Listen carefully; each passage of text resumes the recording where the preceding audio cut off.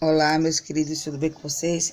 Tedirane hoje vai explicar um pouco sobre um texto. Nós vamos trabalhar esse texto, onde tem um fragmento, onde nós vamos interpretar esse fragmento do livro A Casa Amarela da Rua da Madrinha.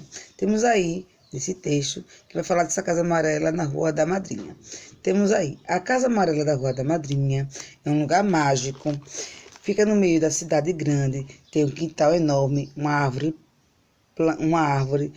planta, flor, bichos. A casinha amarela, porém, poderia ser azul ou rosa, ficar na praia ou no campo, não ter quintal e mesmo assim tem muito espaço para brincadeira e para alegria. Porque a casa amarela é grande, mas poderia ser bem pequena, do tamanho de um abraço, como um abrigo, aconchego e proteção. Percebemos que tem umas partes em negrito. Começamos como tem a Casa Amarela da Rua da Madrinha, temos o porém, temos mesmo assim, porquê e o mais. Então, vamos analisar essas partes em negrito. A primeira palavra é o título do texto. A segunda são o quê? São as conjunções, que está em negrito, que é o porquê, o porém, o sim, o mesmo assim, o mais, certo? Então, na letra tem, de acordo com o texto, o que uma casa precisa ter para ser um lugar mágico? Tem muito espaço para brincadeira e para alegria, como um abrigo, aconchego e proteção, independente de tamanho e cor. Na letra B tem, quais são as ideias ligadas pela conjunção porém, destacada no texto? Que sentido ela se estabelece entre essas ideias? A conjunção porém liga a descrição da casa amarela à descrição de outras casas. Essa conjunção estabelece sentido de oposição, de diferença entre as características. Na letra C tem assim, a expressão mesmo assim, em destaque no texto, se refere à situação citada anteriormente. A possibilidade da casa ser azul ou rosa, ficar na praia ou no campo e não ter quintal. Na letra D temos qual o sentido das conjunções porque e mais expresso no texto. A conjunção porque expressa o sentido de explicação. A conjunção mais, ela tem o sentido de oposição. Na letra A tem qual é a função do texto nessas palavras analisadas.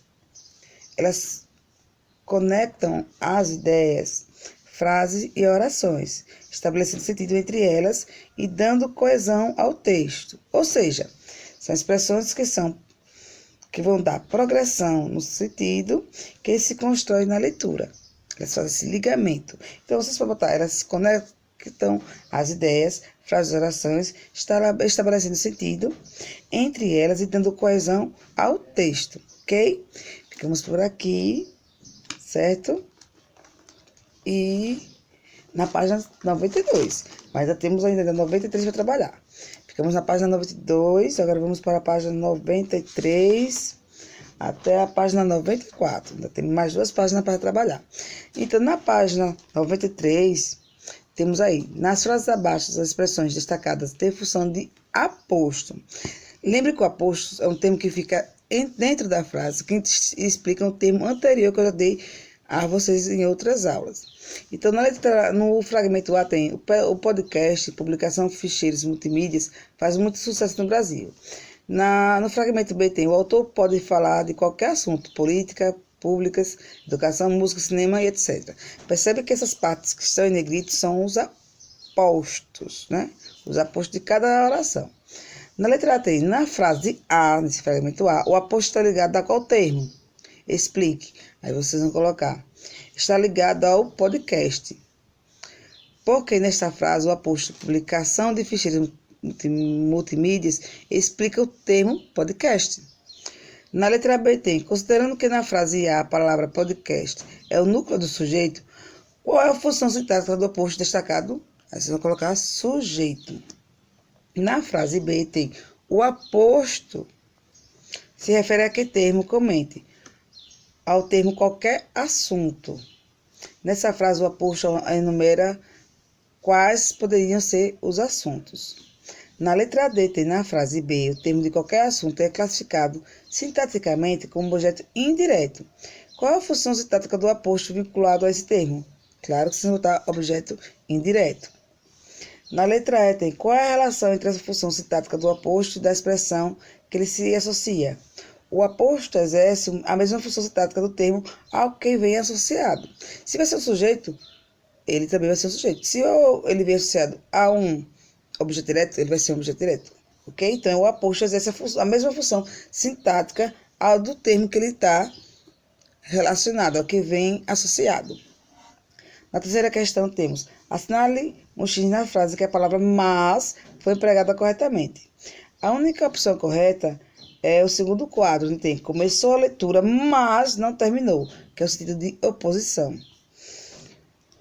Aí tem, explica a relação do sentido da palavra mas estabelece na frase que você assinalou. Nessa frase, que começou a leitura, mas não terminou, a palavra mas estabelece uma relação de oposição entre as duas orações. Na página 94 do módulo de vocês, e nós vamos continuar 94, temos na quarta questão assim, assinala a alternativa que completa as frases corretamente. Aí temos ele, na memória de cenas maravilhosas do espetáculo. Na B tem, o público não conseguia ver o palco, então o cenógrafo utilizou. Qual é a parte que você marcar? Você marca onde tem traz e mais. Traz com Z e mais com IS. O último fragmento, é marcar a última opção, o último quadro, ok?